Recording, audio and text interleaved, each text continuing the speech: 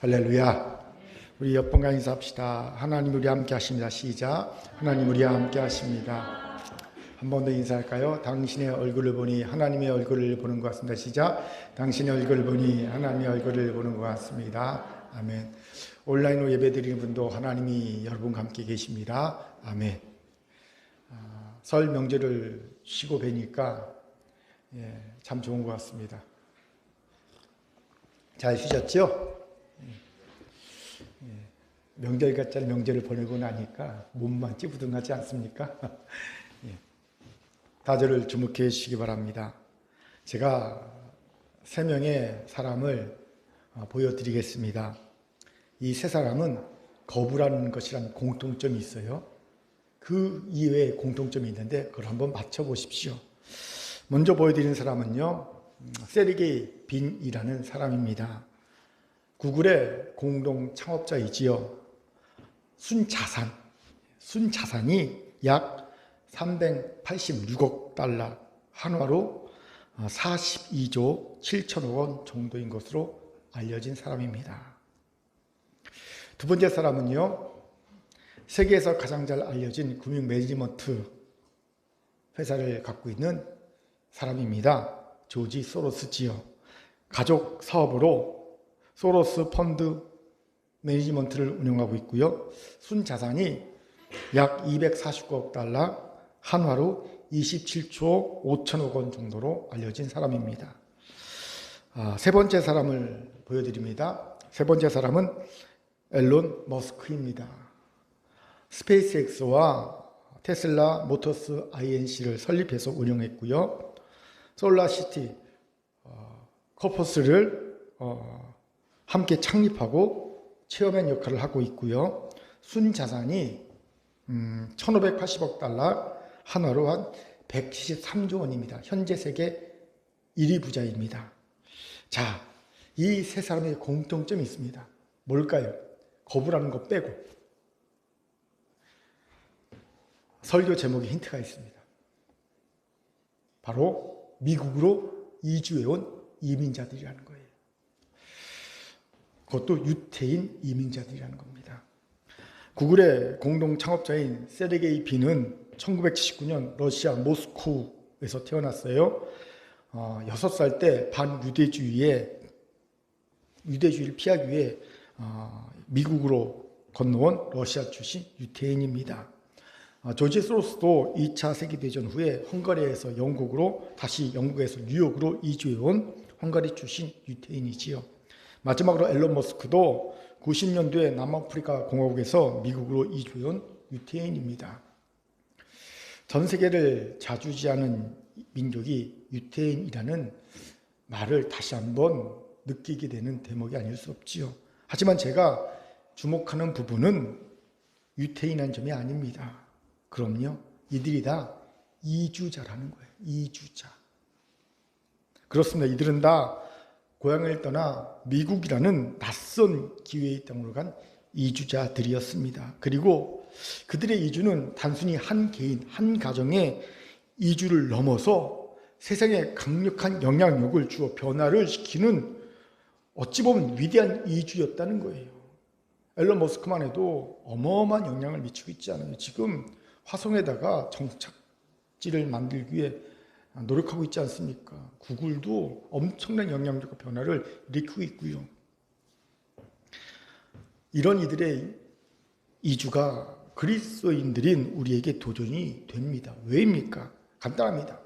그리스도인들인 우리도 엄밀히 말하면 이주자들이기 때문이에요. 이민자들이기 때문입니다. 무슨 말입니까? 간단하지요.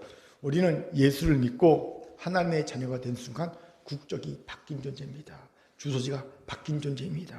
이 땅 백성에서 천국 백성으로, 이 땅 주소지에서 천국 주소지로 바뀌어버렸습니다. 그럼 당연히 우리는 예수를 믿는 순간 저 천국에서, 천국 주소지에서 살아야 마땅합니다. 그럼에도 불구하고 우리는 여전히 일정 기간 동안 이 땅에서 살아갑니다. 그렇게 우리는 엄밀히 말하면 이주자들이에요. 고향을 떠나 사는 이주자들입니다. 그렇습니다. 그리스도인들도 사실은 이주자들이지요. 그렇기에 세상에 강력한 영향을 주어 세상을 변화시키는 이주자들을 보면서 당연히 도전을 받아야 마땅합니다. 왜요? 우리의 현실은 전혀 그렇지 못하기 때문이지요. 오해하지 마십시오. 우리가 이들처럼 거부가 되어야 한다는 말이 아닙니다. 거부가 아니더라도 우린 얼마든지 다른 방법으로 세상에 강력한 영향력을 미치고 변화를 이끄는 이들이 될 수 있습니다. 그러면서 현실은요, 그냥 세상에 적응하며 먹고 살기에 급급한 이주자도 남아있다는 거예요. 그런 그리스도인들이 대방이라는 겁니다. 세상에 강력한 영향력을 끼치고 변화를 이끄는 위대한 이주자가 아니라 그냥 이 땅에서 적응하면서 먹고 살기에 급급한 이주자들, 그런 그리스도인들로 살기에 바쁘다는 거지요. 부끄러운 우리 현실입니다. 그렇게 다시 입을 넓게 열어 크게 구합시다. 하나님이 우리에게 준 은혜와 사랑은요, 충분히 우리가 입을 넓게 열고 크게 구할 만큼 넉넉합니다. 여러분, 우리 자신을 존경해 봐야 될 이유가 뭡니까? 우리 아이들 찬양해서 우리 자신에게 있지 않고 하나님께 있지 않습니까? 예?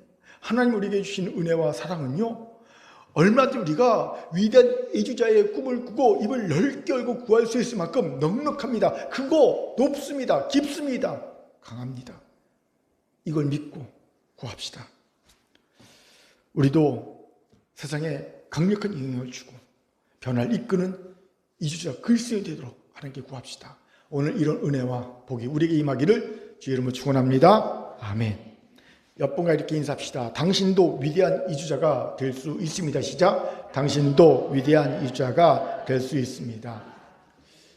이런 우리에게 오늘 본문이 귀한 통찰을 주지요. 우리 같이 본문 16절을 크게 읽겠습니다. 시작. 모세의 장인은 겐사람이라 그 자손이 유다 자손과 함께 종려나무 성읍에서 올라가서 아람 남방의 유다 황무지에 이르러 그 백성 중에 거주하니라. 아멘.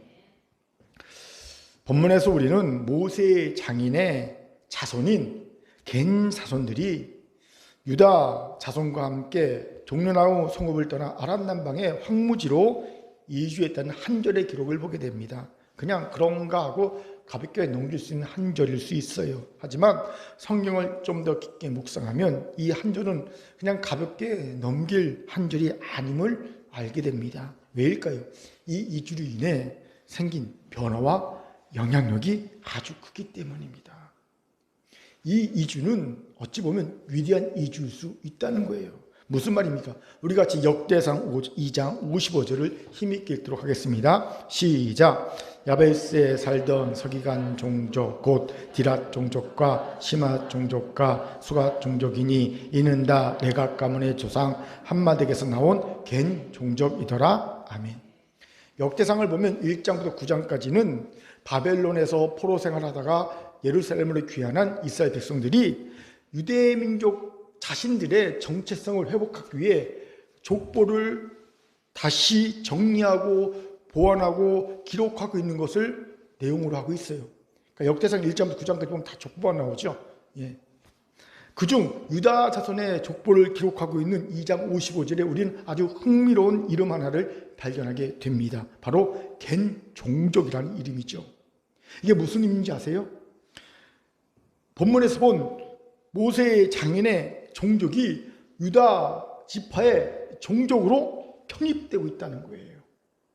여러분, 유다 지파는요, 다윗을 낳은 지파예요. 메시아의 모델이 된 다윗을 낳은 지파입니다.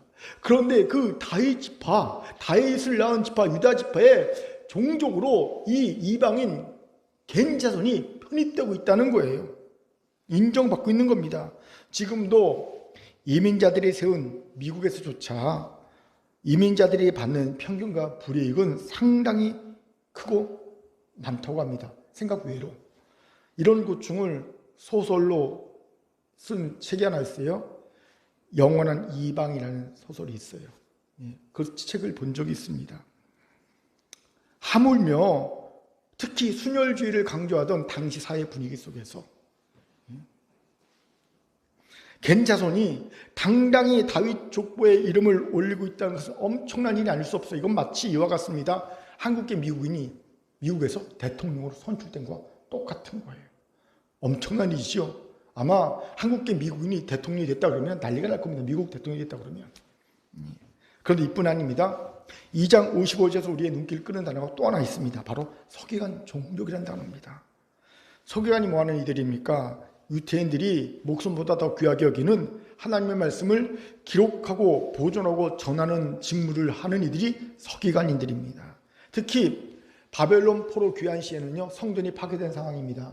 회당에서 예배를 드리고 회당에서 종교교육을 합니다. 그렇기 때문에 뭐가 중요시되냐면 말씀이 중요시 됐어요.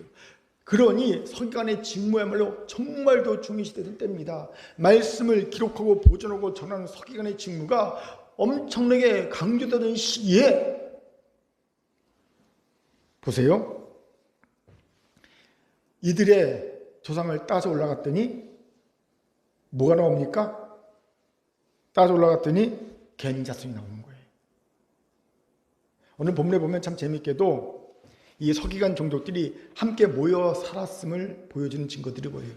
집성소처럼 너무 소중한 종족들이니 함께 모여 살면도 지켜주지 않았나라는 추정을 하게 됩니다. 그런 조상들 따져 올라가니 개인 자손이 나온다는 거예요.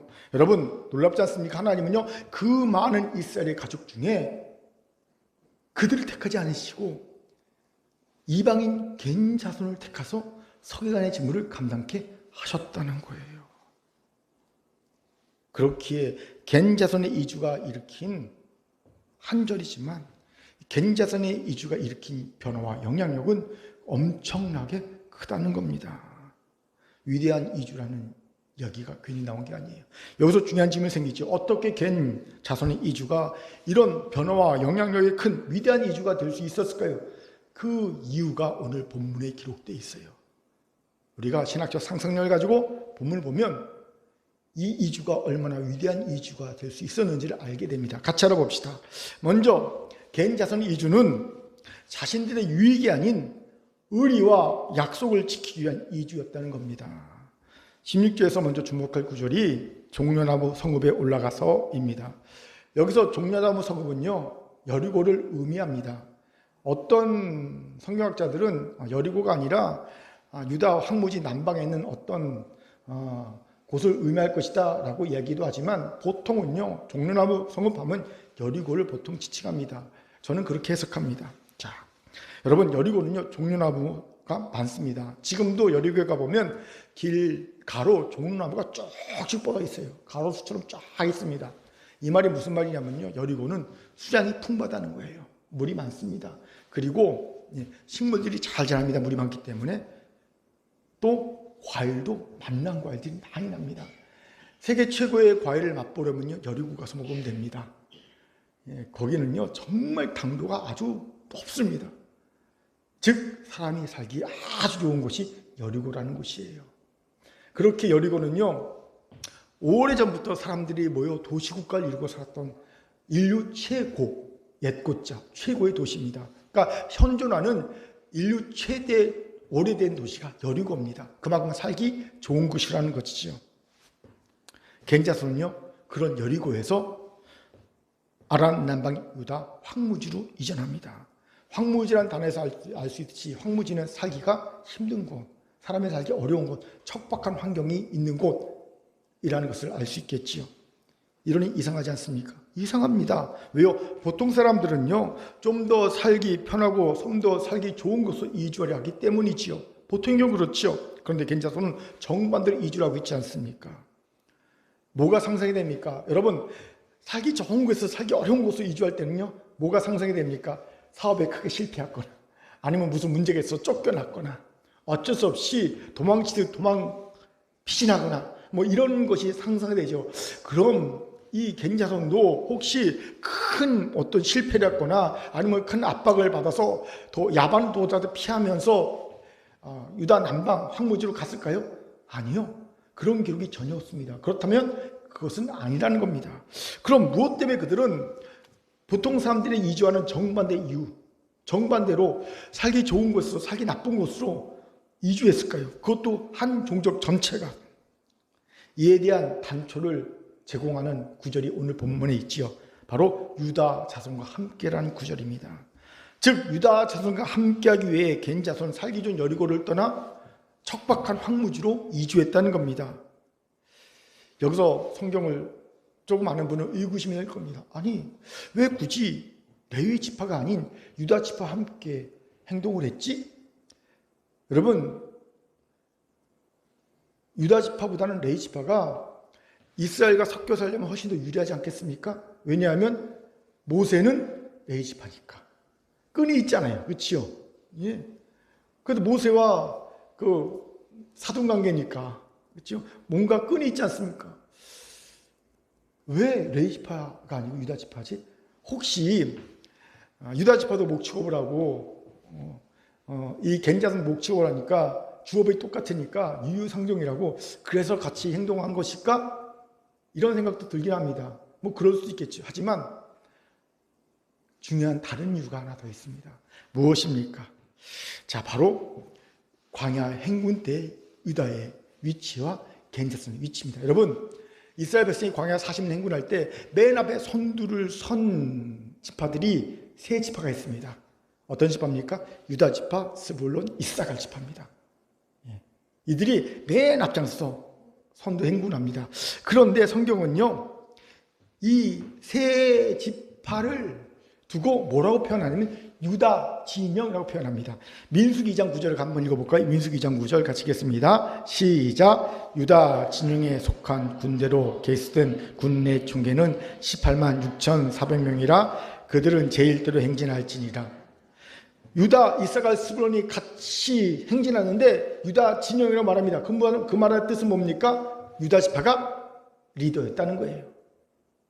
자, 그런데 여러분, 겐 자손이 이스라엘과 함께하면서 맡은 직무, 사명이 뭡니까? 광야길의 눈.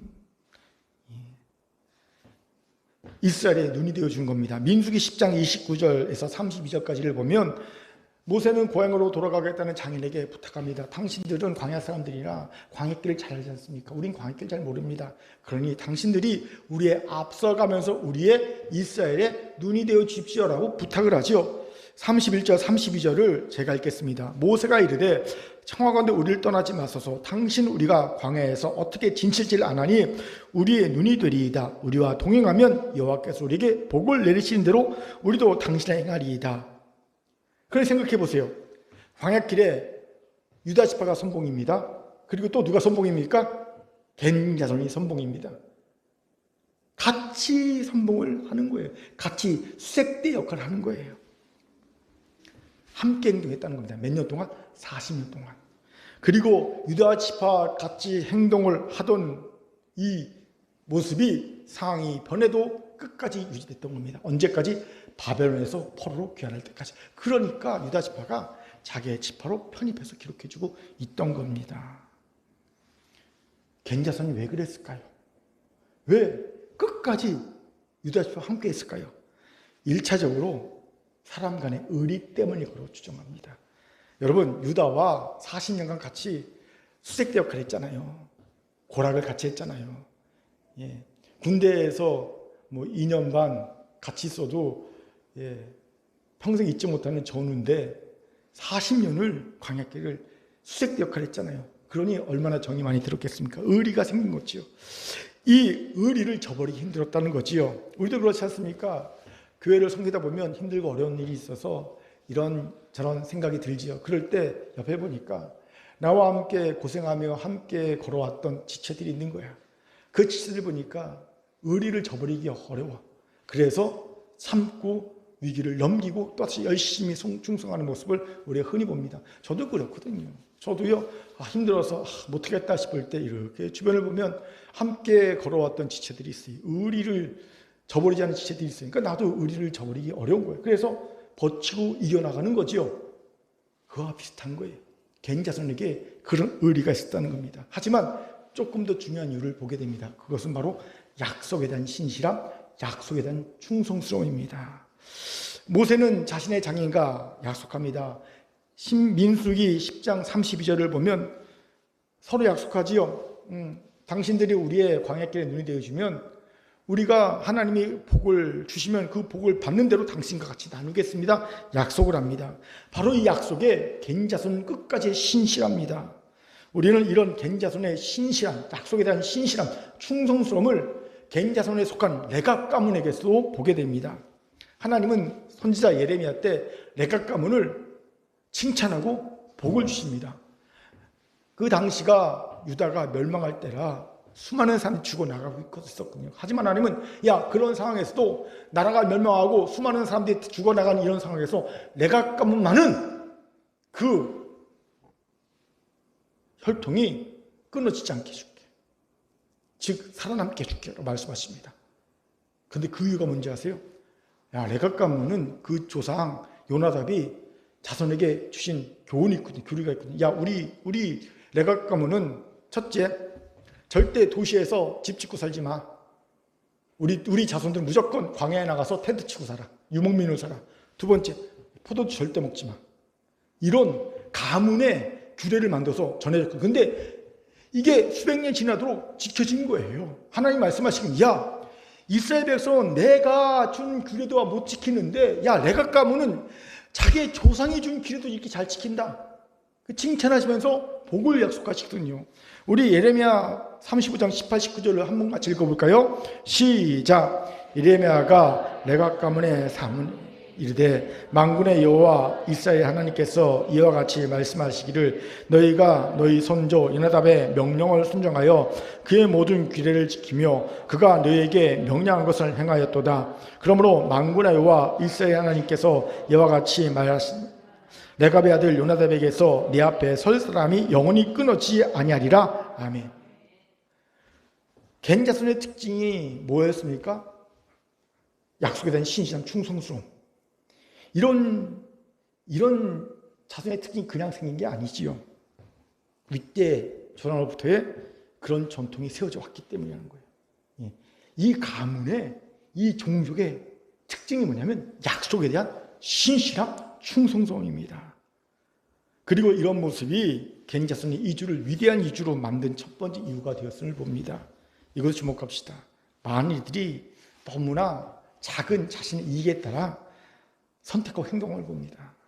자신의 이익이 되면 의리도 소용없어요. 약속도 소용이 없습니다.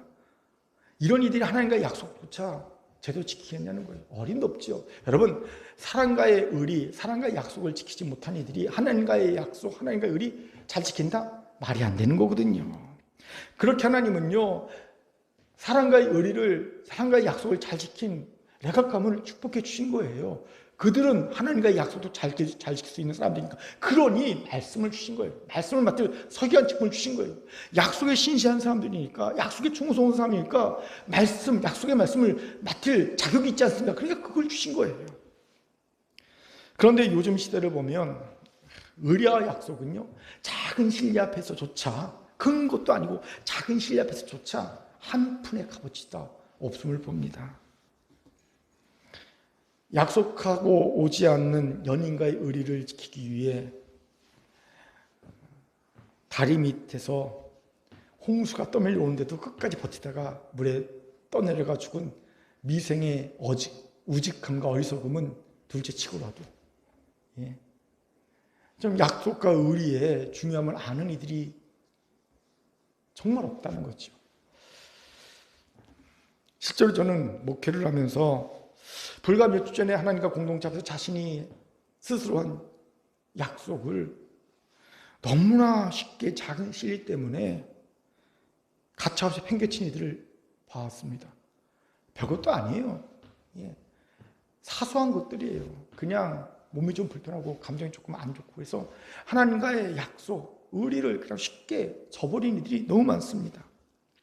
이런 이들은 사람에게도 인정받지 못하고요, 하나님께도 인정받지 못합니다. 당연히 멀리할 수밖에 없는 사람이 되죠. 탈무드에, 유태인의 탈무드에 이런 얘기가 있어요. 아버지가 아들과 함께 산책을 나갔어요. 그런데 아버지가 아들에게 묻습니다. 저기 저 높은 나무 보이지? 예, 올라가. 아빠 싫어요, 무서워요. 아버지가 괜찮아, 내가 옆에 있으니까 올라가. 아버지가 하도 송월하니까 아들이 올라갔어요.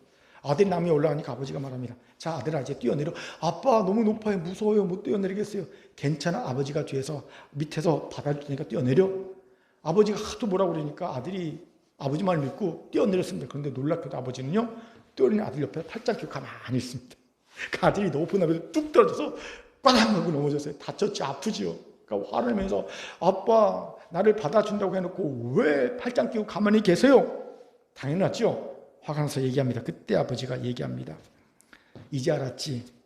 아무리 친한 사이라도 말만 하는 사람을 믿지 말아야 해. 이 사람들은 실제로 행동을 하지 않는 경우가 있단다. 많단다. 이 교훈이 뭔지 아세요? 의리와 약속을 하찮게 여긴 사람하고는 가까이지 말라는 탈무드의 교훈인 거예요.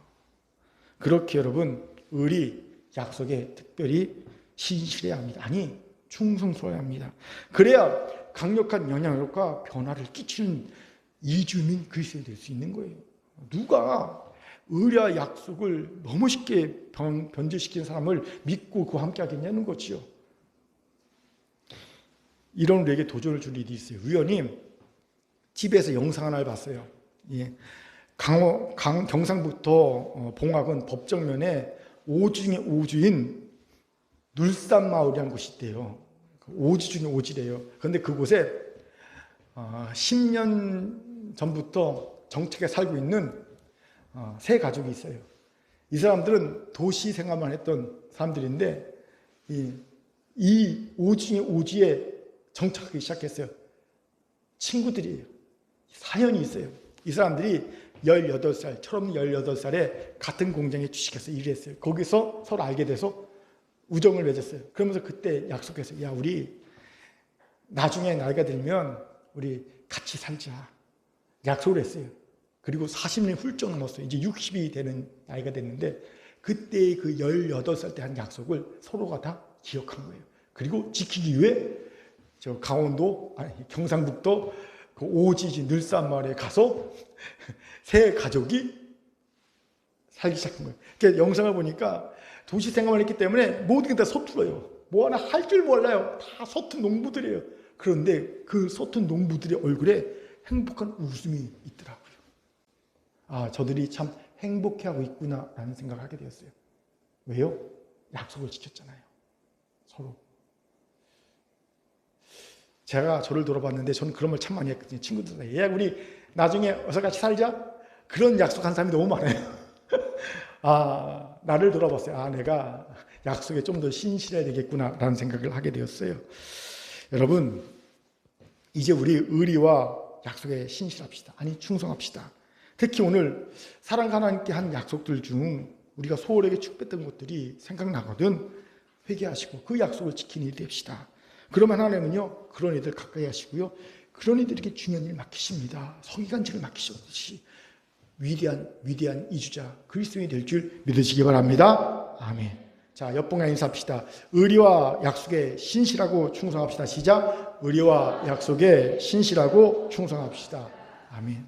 두 번째로 겐 자손의 이주가 변화와 영향력이 큰 위대한 이주가 될 수 있었던 이유로는요, 그들이 하나님의 전쟁에 동참하기 위한 이주를 했기 때문이라는 거예요. 무슨 말입니까? 간단합니다. 사사기 1장은요 어떤 내용이 기록되어 있냐면요, 이스라엘의 가나안 잔당 소탕 작전 보고가 기록되어 있어요. 무슨 말이냐면 여호수아 이스라엘 백성이요 가나안의 큰 대적들은 다 무찔렀거든요. 그리고 이제 기업들을 다 나눠줬어요. 그리고 말합니다. 자, 너희들 기업 내 아직 잔당들이 있어. 자기가 맡은 기업, 받은 기업에 가서 잔당들 소탕해. 그리고 이스라엘 각 지파가 어떻게 잔당을 소탕했는지를 기록해주고 있는 내용이 사사기 1장의 내용이에요. 그 첫 번째는 유다 지파의 잔당 소탕 내용이 기록되고 있는데, 놀랍게도 유다 지파가 잔당을 소탕하고 있는 내용 그 중간에 갑자기 겐 자손의 이주 내용이 삽입되어 있어요. 15절까지는 유다 지파의 소탕작전, 그리고 17절부터 다시 유다 지파의 소탕작전. 그런데 그 사이에 겐 자손의 이주가 기록되어 있어요. 이상하지 않습니까? 왜 잔당 소탕 작전이 기록되어 있는데 갑자기 겐 자손의 이주가 중간에 딱 끼었을까요? 중요한 이유가 있습니다. 이들의 이주는 그냥 이주가 아니라 이들의 이주가 뭐를 위한 이주? 유다 지파의 전쟁에 참여하기 위한 이주였기 때문이라는 겁니다. 그렇게 넣어준 거예요. 이들은 그냥 살기에 이주한 게 아니에요. 이들은 유다 지파의 전쟁에 함께 참여하게 이주했다는 겁니다. 그래서 넣어준 거예요. 이것이 놀랍습니다. 왜입니까? 이건 겐 자손이 원래 이스라엘과 한 약속을 넘어서는 거예요. 약속이 없던 겁니다. 이미 살핀 대로 모세와 그 장인이 한 약속이 뭡니까? 광야에서의 눈 역할입니다. 그렇게 광야 생활 끝나고 가나안 땅에 들어왔을 때 이미 그들은 그 약속을 이미 다 이룬 상태예요. 더 이상 지킬 약속이 있어요, 없어요? 없죠. 이제 받을 약속만 있는 거예요. 지킬 약속 없고 받을 약속만 있는 겁니다. 그냥 겐자손은요, 그렇게 자신들이 살기 편한 여리고에 정착하면서 행복하게 살면 그만인 것뿐입니다. 더 이상 뭐 할 게 뭐 있어요? 다 지켜줬는데 그냥 여리고에 살면 되는 거예요. 누가 뭘 할 사람이 없지요. 하지만 겐자손은요, 의리 때문에 유다집과 함께 했어요. 우리가 그것까지 그럴 수 있다 칩시다. 의리 때문에 그래 유다집 함께 할 수 있다 칩시다. 그런데 전쟁까지 같이 해야 한다면 이건 좀 생각해 봐야 되지 않겠습니까? 생각해 보세요. 내가 왜 다른 종족의 전쟁에 참여해서 고귀한 우리 종족의 피를 흘립니까? 아까운 청년들의 죽음을 당해야 합니까? 이건 좀 생각해 봐야 되지 않겠습니까? 이건 의리를 넘어서는 문제잖아요. 그냥 편하게 여리고에 살면 되는데. 그런데 더 놀라운 사실이 있어요. 16절에 보면 올라가라는 동사가 나오죠. 히브리 동사 알란데 이거는요, 스스로 올라가다라는 뜻을 가진 자동사예요. 그러니까 누가 시켜서 억지로 떠밀려서 전쟁에 참여한 게 아니라는 거예요. 겐자손은요, 스스로 알아서 자발적으로 이 전쟁에 참여했다는 겁니다. 이건 놀랍습니다. 누가 전쟁에 스스로 참여할 마음이 가지겠습니까? 쉽지 않겠지요. 여기서 중요한 질문이 생기죠. 왜 겐자손은 스스로 전쟁에 참여했을까요? 의리와 약속만은 설명이 잘 안 되지요. 전쟁 때문에, 의리 때문에 할 수 있는 것은 전쟁의 영역은 전쟁의 영역은 의리 때문에 할 수 있는 것은 좀 벗어나지요. 이미 약속 다 지켰으니 말입니다. 중요한 이유가 한 가지 생각납니다. 이들은 이미 자신들을 유다와 한 공동체, 한 가족 공동체로 여기고 있었다는 거예요. 그러니 스스로 여리고를 떠나 황무지로 갈 수 있었고요. 당연히 유다와 함께 전쟁에 동참할 수 있던 겁니다. 한 가족 공동체니까. 그리고 이런 겐자손의 마음을 따라 유다 지파도 흔쾌히 겐자손을 자신의 가족 공동체 여기고 같은 족보에 넣어주고 있는 겁니다. 질문이 생기죠. 어떻게 겐자손은요, 자신을 유다 지파와 같은 가족 공동체 여길 수 있었을까요? 중요한 이유가 있어요. 이스라엘 공동체는요, 혈족 공동체가 아니라 계약 공동체이기 때문입니다. 이게 무슨 말인지 제가 여러 번 설명한 적이 있는데 한번 다시 들어보세요. 이스라엘 백성이 출애굽할 당시에 혈통으로만 이스라엘인 사람들이 남성만 60만 명 정도가 출애굽했습니다. 그런데 실제로 출애굽한 인원을 따지면 맥시멈 한 200만 명이라고 추정합니다. 왜 200만 명이 됩니까? 60만 명은 성인 남성만 계수한 숫자고요. 노약자들은 계수되지 않았거든요. 그리고 성경에 보니까 또 누가 함께 출애굽했냐면 중단 잡족들이, 그러니까 애굽에서 노예 생활하던 중단 잡족들이 기회가 이때다 싶어서 함께 출애굽했다는 거거든요. 자, 그럼 그들이 시내산에 딱 도착합니다. 자, 그리고 시내산에서 하나님과 계약을 맺습니다. 그리고 왕 같은 지상이요, 거룩한 나라요, 그의 소유된 백성이 됩니다. 그리고 이스라엘이라는 나라가 탄생하는 거예요. 보세요. 이스라엘은요, 혈통으로 만들어진 나라가 아니라 뭐로 만들어진 나라입니까? 하나님과 계약을 통해 만들어진 나라예요. 그러니까 엄밀하게 말하면 이스라엘은요, 혈통 공동체가 아니라 무슨 공동체예요? 계약 공동체인 거예요. 그러니 여러분, 그나스라는 이방 종족인 갈렙이 당당한 유다 지파의 리더가 될 수 있던 겁니다.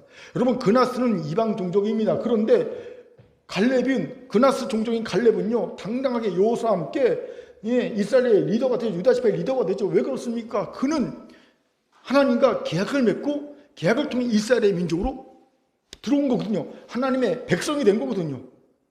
이와 같은 경우가 겐자손의 경우라는 거예요. 겐자손도 안 거죠.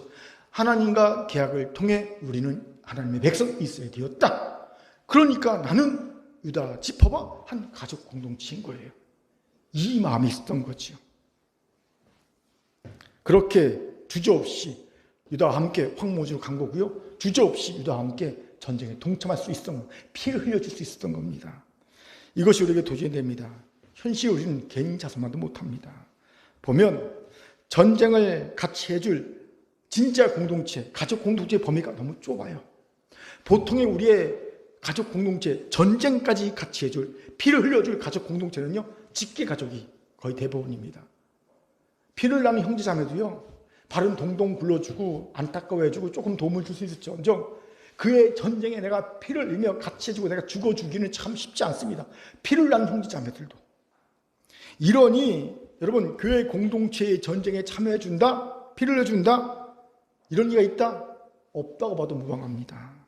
그저 다들 안타까운 마음으로 바라보며 교회의 전쟁을 보며 발만 동동 굴릴 뿐이지 어떡하냐. 아유, 목사 힘들어서 어떡하지? 뭐 이럴 거지요. 예, 그냥 발만 동동 굴리면 볼 뿐이지 그 전쟁에 피를 몇 가지 참여해 주기는 쉽지 않다는 거지요. 그런데 이런 좁은 공동체의 범위를 가지고는 세상에 강력한 영향력과 변화를 주는 이주자로 살 수가 없습니다. 그저 찻잔의 태풍으로 그칠 뿐입니다.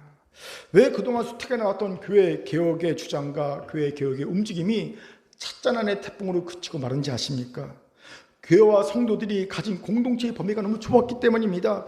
하나님은요, 세상을 이처럼 상하사 독생자를 주셨습니다. 다시 한번요, 하나님은 이 세상을 교회가 아니고입니다. 이 세상을 그처럼 상하사, 이처럼 상하사 독생자를 주셨습니다. 죽으셨다는 거예요. 그런데 우리는 보통 자기 가족만 사랑하사 가족만 위해 죽으려고 합니다. 가족만 위해 전쟁에 참여하려고 합니다. 그것도 직계 가족만 위해 전쟁에 참여하려고 합니다. 우리는 좀 커봐야 자기 교회고요. 보통은 다 직계 가족이에요. 내가 전쟁에 참여할 수 있고 내가 피를 흘려줄 수 있는 대상은 내 직계 가족입니다. 그걸 어찌합니까? 간단합니다. 세상의 전쟁에 참여해주고 있지 않습니다. 대부분 다 무관심하고요. 기껏 해야 중보기도 몇 번 하고 맙니다. 여러분, 왜 우리가 미국을 혈맹이라 부릅니까? 미국이 자신의 어떤 이득을 위해 참여했든 안 했든 어쨌든 낯선 땅에 와서 젊은이들이 엄청난 피를 흘려줬지 않습니까? 그건요, 무시 못할 팩트입니다. 그러니까 혈맹이라고 부른 것 아니겠습니까? 마찬가지로 여러분, 내가 그를 위해 죽어줄 수 있는 존재가 내 진정한 가족입니다. 가족 공동체. 내가 그를 위해 죽어줄 수 있을 때, 내가 그 전쟁에 기꺼이 동참할 수 있을 때, 그때 바로 그가 내 가족 공동체예요. 이런 의미를 볼 때 한국교회와 성도들은 공동체 범위가 너무 좁아요. 그러니 뭔가를 해도 항상 찻잔하는 태풍으로 그치고 마는 겁니다. 뭔가를 해도. 예. 이제 찻잔의 태풍이 아닌 세상 속의 태풍이 되려면 우리가 이 좁은 공동체, 가족 공동체의 범위를 넓혀야 합니다. 이 범위가 넓으면 넓을수록 그 영향력과 변화는 커질 수밖에 없습니다. 그런데 이것이 말처럼 쉽지 않죠. 자, 오늘부터 우리는 가족 공동체입니다 라고 말한다고 바로 가족 공동체 됩니까? 아니에요. 진정한 가족 공동체는요, 내가 그를 위해 죽어올 수 있는가? 거기에 결정되는 거예요. 내가 그를 위해 그 공동체에 죽어올 수 있는가? 그 전쟁에 기껏 참여할 수 있는가? 이것에 따라 가족 공동체가 되는가 안 되는가 결정되는 것이요, 말로 한다고 되는 게 아니에요. 저는 여기 한국교회, 특히 우리 큰 교회가 당면하고 있는 풀어야 할 어려운 숙제가 있다고 봅니다. 어떻게 교회가 다시 세상에 믿음과 신뢰를 회복할 수 있겠습니까? 어떻게 세상 속에 있어야 되는 교회, 있을 만한 교회, 칭찬받는 교회, 인정받는 교회가 될 수 있겠습니까? 세상을 우리가 가족으로 받아들일 때, 즉 세상을 위해 우리 교회와 성도들이 죽어줄 수 있을 때 비로소 이것이 가능하리라고 봅니다. 이런 어려운 숙제가 아닐 수 없죠. 우리의 현실은요, 자신이 섬기는 교회조차도 내 가족으로 받아들이지 못한 현실인데, 성도들 중에 교회에 죽을 수 있는 성도가 몇이나 되겠습니까? 거의 없다고 봐도 무방하죠.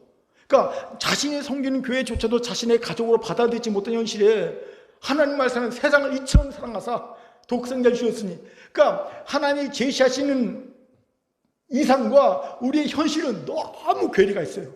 너무 괴리가 크고 넓어요. 깊어요. 하나님은 세상을 사랑해서 독생자를 주셨다고 말씀하시고 우리를 보고 그렇게 살라고 말씀하시는데, 우리는요, 우리 현실은요, 내가 섬기는 교회조차도 사랑하지 못하거든요. 교회조차도 가족 공동체 여기지를 못하거든요. 교회 전쟁에 참여하지 못하고 교회에 죽을 수도 없거든요. 이 괴리가 너무 커요. 어떡합니까? 왜 이렇게 되었을까요? 우리가 진짜 예수의 제자가 되지 못했기 때문입니다. 예수의 제자라면 너무나도 당연하게 순종할 수 있는 산상순의 말씀이 있어요. 마태복음 5장 44절부터 48절까지인데 우리 힘있게 한번 읽어봅시다. 시작. 나는 너희에게 이르노니 너희 원수를 사랑하며 너희를 핍박한 자를 기도하라. 이같이 한즉 하늘에 계신 너희 아버지의 아들이 되리니 이는 하나님이 그 해를 악인과 선에게 비추시며 비를 의로운 자와 불의한 자에게 내려주심이라. 너희가 너희를 사랑한 자를 사랑하면 무슨 상이 있으리요? 세리도 이같이 아니하느냐? 또 너희가 너희 형제에게만 무난하면 남보다 더하는 것이 무엇이냐? 이방인들도 이같이 아니하느냐? 그러므로 하늘에 계신 너희 아버지 온전하신 같이 너희도 온전하라. 아멘. 여러분, 이 말씀을 순종할 수만 있다면 우리는 진짜 예수의 제자 될 수 있죠. 보세요. 나를 핍박한 진로에 기도합니다. 그걸 축복합니다.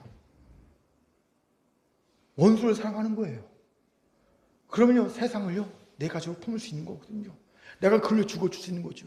여러분, 진짜 예수의 제자가 되면요, 당연히 하나님처럼 세상을 이처럼 사랑하사 독생자를 주신 하나님처럼 우리도 세상을 내 가족으로 품고 그들의 전쟁에 참여, 그들로 내 생명을 내어주는 자가 되는 겁니다. 진짜 예수의 제자가 되는 겁니다. 결국 우리가 진짜 예수의 제자가 아니기에 좁디 좁은 가족 공동체의 개념을 가질 수밖에 없고 이 땅에 이주자로 살면서 강력한 영향력 변화는커녕 찻잔의 태풍에 그치고 마는 존재가 된다는 결론에 이르게 되는 거예요. 결국 가짜 예수의 제자이기 때문에. 이게 한국교회의 현실이 우리의 현실입니다. 예수의 제자가 진짜가 없어요. 진짜 예수의 제자가 많지 않아요. 그냥 예수의 제자인 척. 우리 그냥 척한 데는 아주 도통했어요. 도통했어요. 목사도 척하고 저도 척하고 다 척하고 예수의 제자인 척만 하며 살아요. 이러다가 예수님 앞에 딱 섰을 때 부끄러워서 어떡할지 진짜 저도 난감해요. 솔직히 저도 난감해요. 내가 예수님 앞에 섰을 때 진짜 난감하다. 진짜 너 목사인 척하고 참 잘 살았네. 이러시면 어떡할까? 그렇죠? 너 장로인 척 정말 잘하고 살았네. 이러면 어떡할까? 예. 그렇게 살아가는 큰교회 성도 여러분, 우리 조금씩 이제 가족 개념을 넓혀봅시다. 여러분, 더하기 빼기도 못한 사람에게 미분 족분하면 됩니까? 안 되죠. 우리 한 걸음 한 걸음부터 다시 시작합시다. 이제 우리 저 가족 개념을요 조금 넓혀봅시다. 올해 목표를 한번 이렇게 세워봅시다. 여러분, 우리의 가족 개념을 이제 우리가 섬기는 교회까지 한번 포함시켜봅시다. 올해 여러분이 섬기는 큰 교회를 내 가족으로 받아들이고 품어보는 한번 훈련해 봅시다. 거기까지 올해. 그리고 그것이 되면 그 다음에는 이 송정 지역을 우리의 가족으로 품는 훈련을, 그리고 되면 군포 지역을 품는 훈련을 계속 조금씩 우리의 가족 개념을 넓혀봅시다. 가족이 뭐라고요? 그의 전쟁에 참여해 주는 거예요. 그와 그에게 죽을 수 있는, 그를 위해 죽을 수 있는 거예요. 그렇게 가족 개념을 넓혀봅시다. 이렇게 가족 공동체의 범위를 넓혀가다 보면 예수의 제자로 변화될 겁니다. 그리고 점점 영향력이 커질 거예요. 변화의 힘이 세질 겁니다. 위대한 이주자의 삶을 사는 우리가 될 줄 믿으시기 바랍니다. 아멘. 자, 옆분과 이렇게 인사합시다. 올해 큰 교회를 가족으로 품어봅시다. 시작. 올해 큰 교회를 가족으로 품어봅시다. 옆분과 인사합시다. 우리는 가족이 되어야 합니다. 시작. 우리는 가족이 되어야 합니다. 가족이 되어야 될 분들이 중보기도도 안 하면 안 되겠죠. 그렇죠? 마지막 세 번째로 개인자손 이주는 말씀을 듣고 언제든지 수정이 가능한 이주였다는 겁니다. 무슨 말입니까? 본문 16절에서 거한이라는 단어에 주목합시다. 이 시제에, 이 단어의 시제는 미완료입니다. 즉 행동이 끝나지 않았다는 거예요. 즉 유다 황무지에 거주하는 것이 완료되지 않았다는 겁니다. 질문, 왜 이런 미완료 시제를 썼을까요? 이 말씀을 듣고 언제든지, 이들은 말씀을 듣고 언제든지 수정이 가능한, 다른 곳으로 이주가 가능한, 변화가 가능한 상태였다는 거예요. 언제든지 하나님 말씀하시면 수정이 가능하고 변화가 가능한 이들이었다는 겁니다. 우리는 실제로 이런 예를 사무엘상 15장 6절에서 보게 됩니다. 같이 읽겠습니다. 사무엘상 15장 6절 시작. 사울이 겐 사람에게 이르되 아말렉 사람 중에서 떠나가라. 그들과 함께 너희를 멸하게 될까 하노라. 이스라엘 모든 자손이 애굽에서 올라올 때 너희가 그들을 선대하니라. 이에 겐 사람이 아말렉 사람 중에서 떠나니라. 아멘. 보세요. 사울왕은 하나님께 명령받습니다. 아말렉 자손을 진멸하라. 그런데 문제가 생겼어요. 보니까 아말렉 사람들과 함께 누가 같이 섞여 삽니까? 겐 자손이 섞여 사는 거예요. 여기에 우리는 본문 10절에 그 백성 중에 과한이라 할 때 그 백성이 유다 자손이 아니라 어쩌면 아말렉 자손일 수 있다는 가능성을 추정해 봅니다. 그러니까 하나님께서 머문이라 거한이라를 미알류로 만드신 거예요. 왜냐하면 하나님의 백성이 원수인 아말렉과 섞여 사니까 완벽하게 섞여서는 안 되잖아요. 그러니까 야, 이거는 지금 불완전한 상태야. 완전히 섞여서는 안 돼. 그래서 미완료로 하나님께서 시제를 쓰신 것이 아닌가라는 개인적인 생각을 하게 됩니다. 아무튼 겐 자손은요, 사울의 명령을 듣습니다. 그리고 놀랍게도 또 한 번의 이주를 감행합니다. 하나님 말씀하시니까 또 한 번 이주하는 거예요. 무슨 말입니까? 이들은 언제든지 하나님의 명령만 있으면 이주가 가능한 이들, 변화가 가능한 이들, 궤도 수정이 가능한 이들이었다는 겁니다. 이것을 주목합시다. 사람들은요, 변화를 거부하는 본능이 있어요. 다른 말로 강력한 안주 본능이 있습니다. 이 강력한 안주 본능을 해보면 어떤 심리학 책을 봤더니 재밌게도 회피, 불안, 회피, 고착이라는 이 심리가 한 통속이 돼서 이런 안주 본능을 만든다고 얘기하더라고요. 예? 불안, 그 다음에 회피, 고착의 세 감정이 한 통속이 돼서 우리로 하여금 변화를 거부하는 안주 본능을 만든다는 거예요. 아브라함의 조카 롯을 보십시오. 그는 소돔성이 죄악에 많이 난 도성이잖아요. 그러니까 마음이 상합니다. 의인이기 때문에 마음이 상합니다. 그리고 자신의 딸들이 죄악된 소돔성의 남자들과 연애해갖고 결혼하니까 그것 때문에 또 마음이 상합니다. 결정적으로 소돔에 살다가 전쟁 포로로 잡혀가지요. 그것 때문에 힘든 일을 겪습니다. 이게 다 뭐냐면요, 하나님이 야, 소돔성에 나와, 사인이었어요.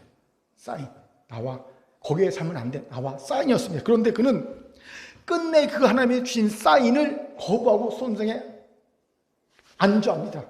그러다가 결국 이보다 더 비참할 수 없는 최후를 맞지요. 왜 그가 그랬을까요? 그 안에 안주 본능인데 그 안주 본능 해보면요, 불안이 있어요. 야, 이 소돔성을 떠나서 다시 광야 생활해? 내일이 막막한 광야 생활해? 아, 불안해. 아, 불안한 삶 싫어. 그냥 안정적인 삶이 좋아. 그런 불안 심리. 회피. 내가 삼촌을 배신하고 왔는데 또 삼촌과 마주해야 돼? 회피하고 싶어. 아, 소돔성의 죄악, 회피하고 싶어. 회피 심리. 그리고 어쩔 수 없어. 이제는 여기서 죽으나 사나 여기서 살아야 돼. 뿌리 내리고 살아야 돼. 고착의 심리. 이런 불안과 회피와 고착의 심리가 한데 어우러져서 그로 하여금 변화를 거부하고, 하나님이 변화를 할 때 변화를 거부하고, 하나님이 궤도 수정할 때 수정을 하지 못하고 안주하겠다는 겁니다. 그리고 그 인생이 이보다 더 비참할 수 없는 성경 최악의 인생을 만들어 버렸음을 보게 된다는 거죠. 그렇게 여러분, 안주 본능 거부해야 합니다. 이 안주 본능을 일으키는 우리 안에 있는 이 불안과 회피와 고착의 심리를 제거해야 합니다. 서강대 최진철 교수 한 분이 있어요. 행동하는 철학자라고 불리는 최진철 교수님이 청년들에게 쓴 조언을 쓴 인터뷰 기사를 내가 본 적이 있어요. 그 인터뷰 기사 중에 맨 마지막에 이런 얘기를 합니다. 마지막으로 청년들에게 해줄 말씀이 있습니까? 할 때 이런 얘기 하더라고요. 소개합니다. 인간은 건너가는 존재다. 탐험하고 도전하는 존재란 뜻이다. 인생 짧다. 되도록 황당무계하게 거침없이 살아볼 필요가 있다. 무슨 뜻이 설명하지 않겠다. 화도 남겨주고 싶다. 황당무계. 참고로 이 최진철 교수님은요, 소확행, 작은 것을 확실하게, 확실한 행복을 추구하는 이 소확행, 무라카미가 얘기한 소확행을 거부합니다. 청년들에게 무라카미에게 속지 말라라고 소확행에서 엄청나게 비판적으로 말하는 분이거든요. 저는요, 이 최진철 교수의 그 주장에 반은 동의하고 반은 동의하지 않습니다. 먼저 인간은 건너가는 존재다, 탐험하는 존재다, 동의합니다. 제가 이 말에 동의하는 건 간단합니다. 여러분, 내가 아무리 나는 변화하지 않을래, 나는 그대로 가만히 있으래 한다고 나를 보면 내 주변의 상황이 안 변합니까? 놀랍게도요, 나를 포함한 모든 주변의 상황은 변화합니다. 끊임없이 변화합니다. 엔탈피 자체가 변해요. 어제 내 엔탈피와 오늘의 내 엔탈피가 달라요. 에너지가 달라요. 나는 안 변하고 있다고 하지만 사실은요, 끊임없이 변화하고 있는 거예요. 나와 나를 둘러싼 모든 상황은 계속 앞으로 나와 변화되어 가고 있는 겁니다. 끊임없이 변화하는데 나만 가만히 너 바보같이 있다고 되는 게 아니라는 거예요. 그렇게 변화하고 있는데, 어차피 변화하고 있는데 그 변화에 맞춰 나도 변화해 가는 거예요. 그래서 인생은요, 흘러가는 거예요. 흘러가야 되는 거예요. 변화해야 되는 거예요. 또 여러분, 인생에서 경험해야 될 것, 도전해야 될 것이 얼마나 많습니까? 가만히 앉아있는 것은 이거만큼 바보 같은 일이 없거든요. 그래서 저는요, 흘러가야 된다, 도전해야 된다, 탐험해야 된다, 적극적으로 동의합니다. 하지만 황당무계하게 살라란 말에는요, 동의하지 않습니다. 왜요? 우리는 아무 때나 황당무계하게 변하는 것이 아니라 분명한 변화의 동기, 변화의 때가 있기 때문입니다. 바로 하나님 말씀, 그걸 주관하십니다. 하나님이 말씀하시면, 변화를 하시면 이유 불문하고 우리는 변해야 합니다. 그것이 변화의 동기입니다. 그때가 변화의 때입니다. 갱자손이 아말렉으로부터 떠나라는 말씀을 듣자 그들은 불문곡직하고 떠났잖아요. 그 말씀이 그들의 변화의 동기고 그때가 바로 변화의 때였다는 겁니다. 이것에 주목합시다. 우리는 언제든 이주가 가능해야 합니다. 궤도 수행이 가능해야 합니다. 변화가 가능해야 합니다. 그런데 그 기준은 하나님의 말씀입니다. 하나님 말씀하시면 불문곡직, 어떤 이유든 불문하고 변화해야 합니다. 궤도 수행해야 합니다. 떠날 수 있어야 합니다. 그때 그 즉시 그렇게 해야 합니다. 그런데 현실은 참 변화를 싫어하고 두려워하죠. 많은 목회자들이 기존교회 담임으로 가서 좌절하는 것이 바로 이거예요. 변화를 시도했다가 변화에 저항하는 일 때문에 변화를 포기하는 겁니다. 그리고 사표 내고 나옵니다. 제 동기 목사들 중에서도 그렇게 사표 내본 이들이 꽤 됩니다. 변화를 시도했다가 저항 세력에 결국 변화를 포기하고 사표 내고 나오는 거예요. 그런데 아십시오. 이러면 세상에 강력한 변화, 영향을 미칠 수 없어요. 차장의 태풍이 되는 거 아는 거예요. 내가 변화할 수 있어야 세상을 변화시킬 수 있는 거거든요. 내가 변화를 주도할 수 있어야 변화시킬 수 있지요. 그렇게 여러분, 변화에 정하게 하는 우리 안에 있는 불안과 회피와 고착심이 제거해야 합니다. 한 통속에 움직이는. 어떻게 해요? 역시 말씀이, 하나님의 말씀. 자, 제가 우리 공동체 예를 들어볼까요? 우리 공동체 제가 보니까 우리 공동체만큼 안주 심리가 강한 공동체도 없어요. 우리 성도들 이렇게 내면을 보면요, 불안과 회피와 고착심과 굉장히 강합니다. 그런데 놀랍게도 지난 14년의 우리 큰 교회의 궤적을 보면 엄청나게 변화되어 왔어요. 어마어마한 변화되어 왔고요. 그 변화의 과정을 그렇게 안주 심리가 강하고 그렇게 불안과 회피와 고착심리가 강한 성도들이 꾸역꾸역 잘 따라왔다는 거예요. 제가 놀랐어요. 와, 이렇게 안주 심리가 강한 성도들이 어떻게 그렇게 강력한 변화를 그렇게 다 따라올 수 있었을까? 그 이유가 뭘까 생각해 봤더니 한 가지 이유가 나오더라고요. 말씀에 대한 절대 순종의 믿음. 어떻게 하든 말씀에 순종하고 싶은 거야. 그러니까 내 안에 있는 불안과 싸우고, 내 안에 있는 회피 심리와 싸우고, 내 안에 고착 심리와 싸우고, 안주 심리와 싸운 거야. 왜? 말씀을 순종해야 되니까. 그렇게 말씀을 가지고 내 안에 있는 그런 안주 심리와 싸워서 이기면서, 힘겹게 이기면서 여기까지 왔더라고요. 이겁니다. 여러분, 결국 우리가 말씀에 대한 순종의 마음 결단이 있으면요, 이겨내요. 지금까지 잘 왔지 않습니까? 앞으로 잘 올지 믿습니다. 아멘. 그렇게 여러분, 이 순종의 마음 잊지 마십시오. 그럼 우리는 언제든지 이주가 가능합니다. 궤도 수행에 가면 변화가 가능합니까? 하나님은요, 이런 공동체, 이런 성도 정말 편히 쓰십니다. 얼마나 편합니까? 말씀하시면 즉각 변화할 수 있으니까. 궤도가 수행이 가능하니까. 예? 하나님께서 이런 성도, 이런 공동체에 정말 귀히 쓰시거든요. 당연히 세상에 강력한 영향을 미치게 되고요, 변화를 이끄는 성도가 더 교회가 됩니다. 우리가 이 땅에 사는 이주자지만 위대한 이주자가 될 수 있어요. 이런 우리가 되기를 주님을 축원합니다. 아멘. 자, 옆분과 이렇게 인사합시다. 말씀에 절대 순종해서 안주 본능을 이깁시다. 시작. 말씀에 절대 순종해서 안주 본능을 이깁시다. 이제 말씀 마치죠. 모든 성도들은 원하든 원치 않든 이미 다 이주자들입니다. 하나님은 왜 우리 이주자로 만드셨을까요? 위대한 이주자가 되라는 겁니다. 즉 세상에 강력한 영향력, 선한 변화를 이끄는 위대한 이주자가 되라고 우리를 이주자로 만드시고 이 땅에 세워놓으신 겁니다. 여러분, 세상에는요 이런 말이 있죠. 아메리칸 드림. 많은 사람들이 아메리칸 드림을 가지고 미국으로 막 이민을 갔지요. 우리 큰아버지도 갔어요. 아메리칸 드림을 가지고. 그런데 아메리칸 드림만 있는 것이 아닙니다. 우리 그리스도에는요 무슨 드림이 있습니까? 이 땅에 드림이 있어요. 이 땅에 강력한 영향력과 변화를 끼쳐서 하나님 나라를 만드는 이 땅에 드림이 있습니다. 하나님 나라를 만드는 이 땅의 드림이 우리 그리스도에 있습니다. 우린 이 드림을 붙잡아야 합니다.